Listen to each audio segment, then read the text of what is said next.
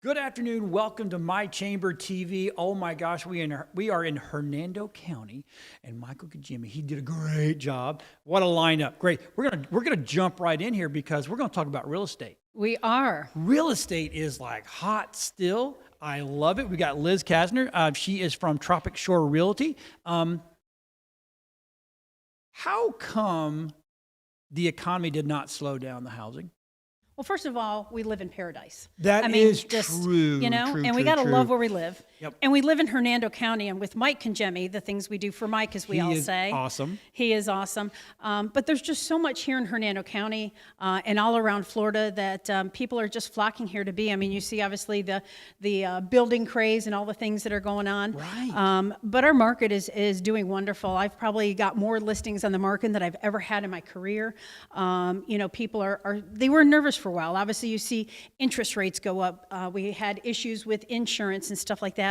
But one of the benefits is when you go to choose or look for like a real estate agent, get somebody that has a lot of contacts in the community. Yes. Because, and I'll give you a perfect example, have somebody put their house on the market and then we find out they have a problem with their electrical panel. Right. They've never used an electrician before. Who do you call? Right. Well, when you have a realtor that has friends in the community of, hey, I know this electric company or this electric company, or, oh, we found a plumbing issue. Well, I've got somebody that can do that, you know, and I can say, I've used that electrician in my home. I've used that plumber in my home. I refer them. So having that connection in the community helps people. But, you know, I mean, the prices have come down a lot. So that's a huge thing. It's kind of leveled off. You know, you hear people talk about slumps. It's not going to happen in Florida. We had listened. The Chamber had done a great thing with the CEO of Florida Real Estate and the numbers and said, you know, we're going to look strong. It's a great time to buy. It's a great investment. Even if somebody not in the area, you know, has a home up north or whatever and wants to buy one down here, the rental community is crazy. Right. So why not buy a second home, look at doing, you know, different things. And it's great for vacation. We live in paradise. Why not have a vacation rental? So, right. And you know, even with the interest rates where they're at, it's actually normal. Oh. What the unnormal was 1, 2, 3, 4%. That's the unnormal. Now we're back to normal. Well, you probably remember our parents when they had 17, 18%. 18%, 18.4, I think is what my mom said that she bought her first house for. You know, so you had those things. Now, you didn't have as much maybe with your insurance. Right. You know, things, of course, have changed. There's been a big thing here. There's also been a change on flood insurance. So, I had a listing that's been on the water and has been kind of a challenging thing. Yeah. Well, I've got, again, contacts, did a lot of research and found I actually am getting flood insurance for a home for $700 a year. What? So these people on are the going water? to have waterfront property. Good for you. Yeah.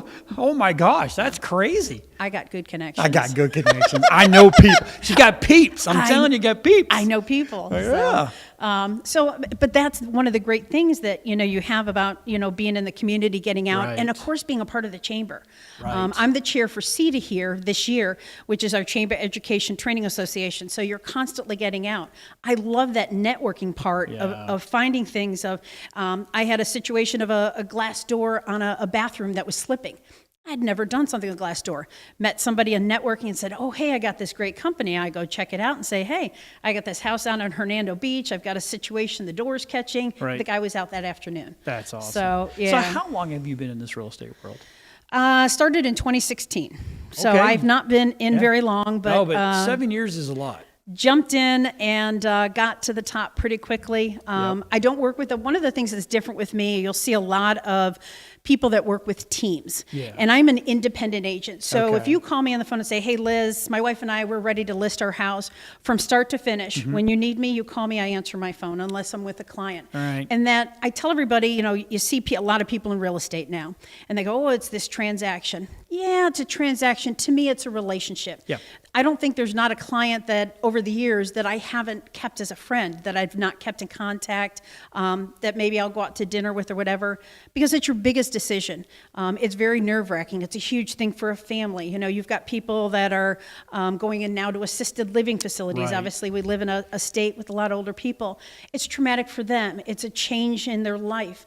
You need to be able to handle those things. It's a traumatic for the family. Yeah. So having somebody that can help you all the way through, that's trained, that's done all those things can help that easing all the way through from doing an estate sale, Right. to selling the house fully furnished, but helping that transition and doing different things. So That is absolutely phenomenal.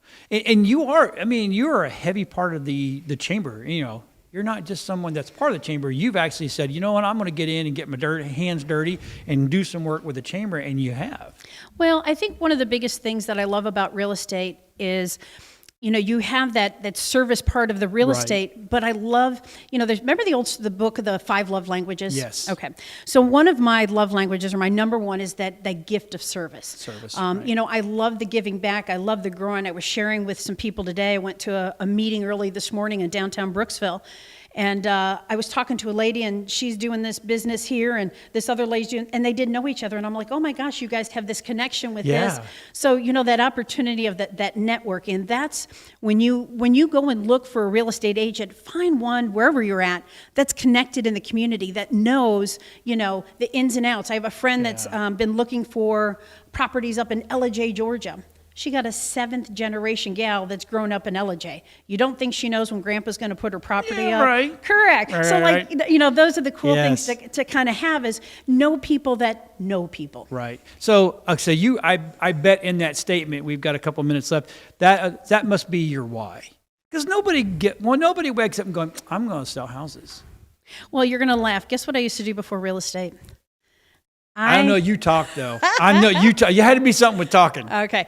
I used to raise championship Nigerian dwarf goats. No. And a gal that was in real estate needed organic goat milk, found me on Facebook and came to me, and she says, you've got a personality to do real estate. Have you ever thought, But, who really wants to do, I loved the farming. It was a children's education place. It was fun. I said, all right, I'll take this. And I got into it. And you talk about that why. My why is on fire. Yep. I love, I do Pasco, Hernando, Citrus. I love the connections. I love being a part of the chamber, connecting people, bringing joy. It just, it does your spirit well. Yeah. When you do good on the inside, you do good on the outside. Yep. I just, so I've really, really enjoyed doing it. So you just kind of mentioned about, so what area do you cover? So I do, I've got a couple of listings in Pinellas, but I don't much do that. I do Pasco, Hernando, Citrus. I've done some Levy and Marion County up Rainbow Springs, some homes up there on the springs and stuff like that. Right. But I like to stay local in the area, obviously where I serve. Right. It's a beautiful place. I tell everybody, look at all that we have here. From the golf to the springs to hiking to, history. Yeah. The history here is amazing. And just in Hernando County is amazing. Yep. I was actually, like I said, this morning at a Brooksville Matters meeting and talking about the 7 generations of the Edderingtons and the Snows and, all this stuff, Chintzy Gut Hill and all this, the Sparrow Sea and all the things that are here. So this is a beautiful, I think it's the best county to live in. But. What's the best way for people to get a hold of you? Give me a call. My telephone number is 727-599-9129. Unless I'm with a client, I will always answer my phone. Leave a message. I'm great on returning phone calls. My email is lizkastner2010@gmail. Pop me an email. Find me on Facebook. I have a public profile. Okay. You can find me through the chamber. That's how a lot of people have found me, coming. That's the importance of the chamber and being a part of it. Being a part of the chamber. All right, everybody. So if you're looking to sell or buy, right? Either way, they can reach out to you and call Lee. She'll take care of you. That's what she does. She just takes care of you. So stick around. We got more great guests coming up. Mike did a great job today, and we'll be right back literally after these short messages. We'll be right back. Hey, everybody, we're back, and you know what? Michael did it again. Another great guest. I've got Leslie Williams. Now, you are canine custom training, and I met you at a B2B, Yes. which absolutely phenomenal. And you had 2 dogs at that point in time, did. right? I did. And they were the most well-behaved. And this what kind of got me. I was like, he would say, you have a word, and then the dogs would bark. Mm-hmm. And then they wouldn't say anything else. That's just it. So, Leslie, buddy. Yes. Let's tell me about canine custom training. I'll be happy to do it. Well, Canine Custom Training started actually before it was Canine Custom Training. Okay. I was 12 years old when I started training dogs, and it was a life situation that forced me into it. Okay. And just about 4 years ago, I just started training some friends' dogs, and then they started recommending people. And I said, wait a minute. If I'm going to train this many dogs, Right? I'm going to make a business out Yeah, of it. And so that's yeah. what I did, and here we are. But totally, we've been training dogs for me since, well, 12 years old, probably about 49 years now. Wow, that is amazing. It is. So now, are you one of the are you a facility where people go, oh, here's my dog, and then they walk away and go train it, and then they come pick it up and it's trained? That's a good question. Yes and no. It really depends on the person. Okay. We're a full service facility. We Okay. have a full agility course to keep dogs in very, very good shape. Also, we board and train, or daycare and train, or they can even drop their dog as a board and train for however many weeks they need their dog to be there for training. We get the dog trained. They come and pick their dog up. Really? Yes. I always thought, no, again, because I don't know, I always thought that we have to be there because what you're training the dog, we need to know how you're training the dog, 'cause so that way we can control the dog, or at least have a good relationship with the dog after training. Absolutely right. The parents should be there, or anyone who's going to be a handler of the dog should be there. Right. But there are those cases where they just can't, but they love the dog and they want the dog to be trained. So one thing that we do with Canine CT is whether they're there or not. And again, we want them to be there. It's better for them and Right. the dog. But I do session notes. My session notes cover everything that we went over: the command, the position of the command, how to correct the command, how to praise the dog, everything they need to know so they can always refer back. And then when they come and pick up their dog, if they're leaving their dog with me, what we'll do is give them a course as well. Right there, it's like a smash course, but it's right there on property, and we go over everything so that they are connected with the dog, kind of, sort of. And it takes probably about maybe 3 months Okay. to really get connected with the dog after leaving them. Gotcha. I bet this is a cringe moment for you. Oh, wow, I was watching this guy on TikTok or on social media, and he said this is the way you're supposed to do this and train the dog. And it's like, I just get the, I don't know about that. Yeah, Or I watched it on TV. yeah. When you see people on TikTok or TV and they're talking about the dog and this is what the dog has done, that's like a lot of different takes. Every dog learns differently. Dogs don't learn the same way, just like people, and they can be from the same litter, just like two twins can be from the same womb, but they're going to learn differently. Right. One of the things we do at Canine CT is we teach dogs to think, but we assess the dog to find out what their IQ is, and then we let the dog teach us the best way to teach them our method, and Gotcha. that way those dogs come out really well. Really? Okay. So let's we got some time. Let's go down the list of stuff that Canine Custom Training does. That's a great question. Everything. Everything. We do from basic training, we do advanced level 1, advanced level 2, we do bite work, we do guard work, we do protection, we do search, we do specified training. In fact, we're training a dog right now for a young woman who has POTS, which is postural orthostatic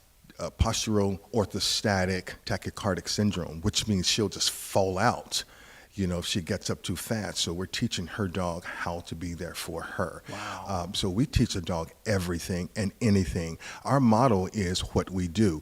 We train dogs to fit your lifestyle. So whatever your lifestyle is, we train that dog to fit in that. Wow. That is okay. So I'm coming to see you because I love my dog to death, but she's got issues, and she was a rescue, and now all those issues from when before are kind of showing up. Yeah. Yep. And I mean, I think I found my new trainer. I'm just saying. Well, I think you did too. And by the way, let me just say this to behaviors. Anytime a person gets a dog from a shelter, or they foster a dog, or they adopt a dog, that dog comes with a lot of different kinds of behaviors, and you just don't know what those behaviors are. So you really need a trainer, someone who understands dog psychology and can really patiently walk through that dog. But here's the key, and I want to look at the camera and say this.